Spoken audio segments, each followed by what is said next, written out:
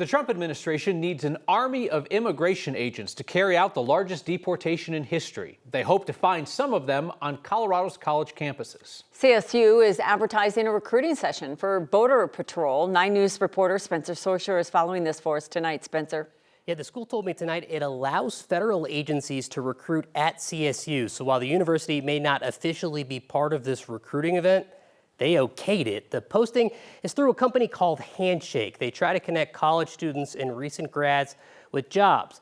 CSU partners with Handshake, and a link to this webinar is posted on the CSU Career Center website. The event on the CSU site says USBP has higher grade opportunities and entry-level openings as a Border Patrol agent and encourages people to click on an apply button to a CBP talent network.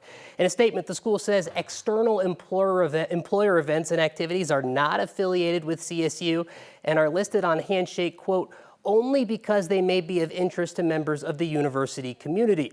Some students on campus are not happy about it. We do not want Border Patrol agents on our campus, and most definitely we do not want them actively recruiting our students to be deporting more of our students, of our family members, of our loved ones, of our community members. I think if it was an in-person event, we would be organizing protests right outside the event, which I think they're very smart for doing it in a webinar style format. I spoke with an immigration attorney tonight who helped Democrats craft the state's law banning local and state agencies from sharing information with federal agents for the purpose of immigration enforcement. He said an event like this does not violate that state law because the law is aimed at government employees, not students. Spencer Soysher, 9 News. The Trump administration is once again turning to the military to help with immigration enforcement. A memo obtained by the Associated Press shows Defense Secretary Pete Hegseth approved sending up to 600 military lawyers to serve as temporary immigration judges. The Trump administration's focus on immigration is adding more strain to immigration courts, which were already dealing with a backlog of roughly 3.5 million cases. A union rep says there are currently about 600 immigration judges, so this move by the Pentagon would double that number. Immigration advocates say at least 4 Coloradans were detained after they showed up for check-in appointments with ICE over the weekend. Advocates say these meetings were called on unusually short notice. Happened over the weekend when advocates estimate around 40 people got the notice to check in Saturday or Sunday. Now, it's standard for people to report to ICE every 6 or 12 months while they have a pending case or an application. The advocates say what was strange this time was the short notice. They point out that many people were asked to report to a deportation officer they've not had to report to in the past. Because it was unusual, it definitely made all of my spidey senses kind of emerge. Yeah, so there were other people too that were like, we haven't seen anything like this, and so it's concerning. Advocates say they're aware of an elderly man who was detained along with approximately 3 other people, and they're working to learn if those folks are still in custody or if they've been released. It was a nice night for a game at the ballpark. Sky 9 spotted crowds outside of Coors Field this evening ahead of first pitch between the Rockies and San Francisco Giants. Oh, look at all those Giants fans. Yeah, it's just a nice night to be in downtown Denver, Kathy. A beautiful night. And that baseball game started off a little on the spicy side. Mother Nature providing us with a calm late summer day. Temperatures today a little below average in the low to mid 80s. We're still comfortable at 67 for DIA, 76 downtown, still almost 80 in Grand Junction. Wind a whole lot lighter than what we saw earlier today. Pretty gusty out of the north and northeast. And the thunderstorms that we've been tracking kind of falling apart as well. As we expected, no rain in Denver, but there were some gusty foothill storms that are still going tonight around Buena Vista, Gunnison, down to Westcliff and Alamosa.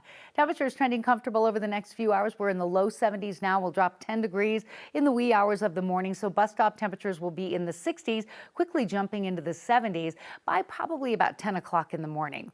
After a mild, calm start to the weekend, September, we have changes later in the week. Showers make a comeback. And then what about the football game? First Bronco football game of the season on Sunday. I'll have that forecast and your extended forecast details in just a bit. We now know the name of a pilot killed in a mid-air collision over the weekend at the Fort Morgan Airport. The Morgan County Coroner's Office identified her today as 35-year-old Kristen Morris. They say she lived in Denver. She was killed Sunday as she and another pilot tried to land at the airport. 2 people were on board each plane. The 3 others survived. The FAA and NTSB are working to figure out what went wrong.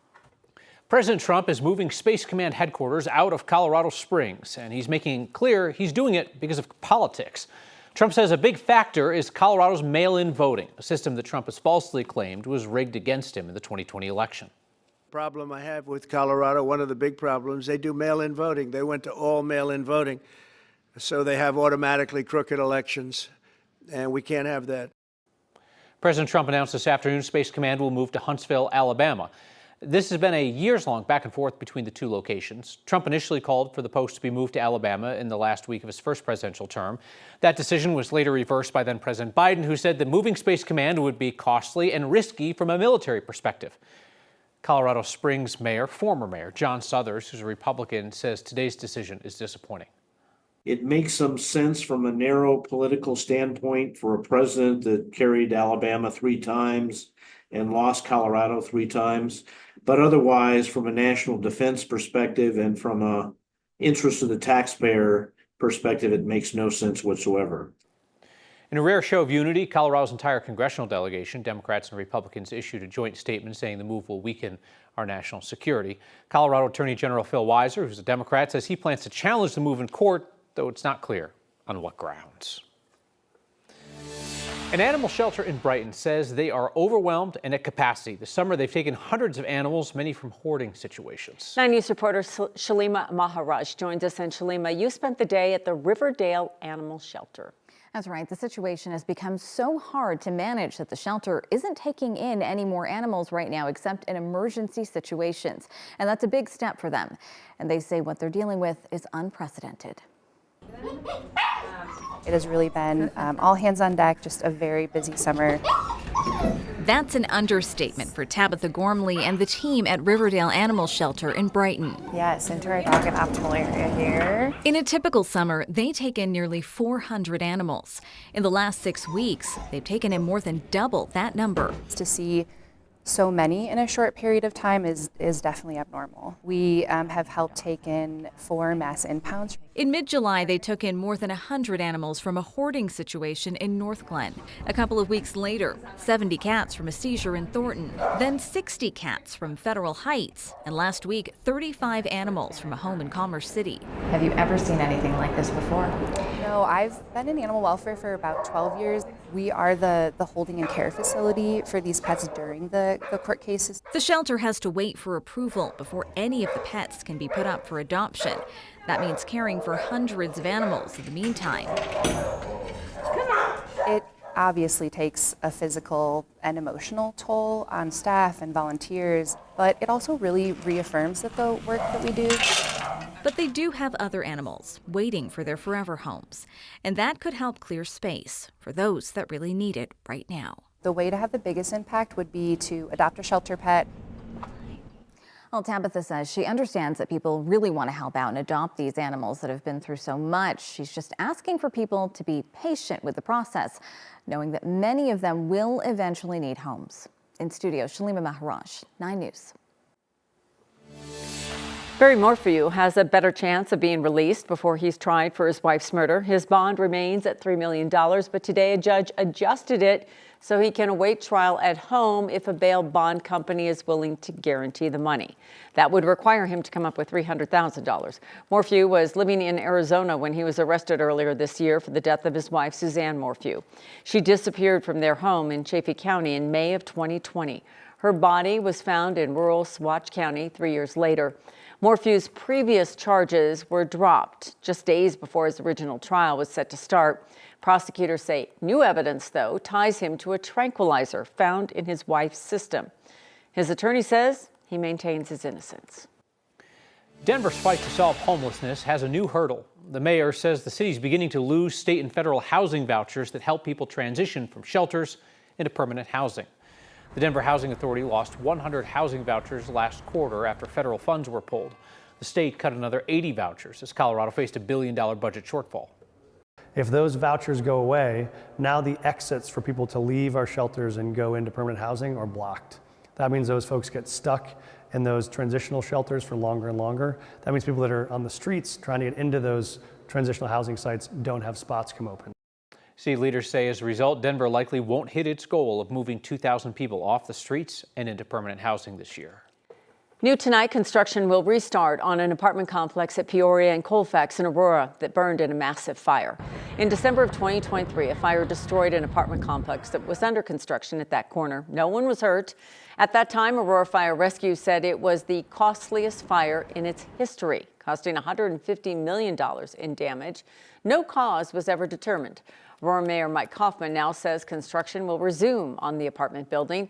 He says permits have been requested from the city.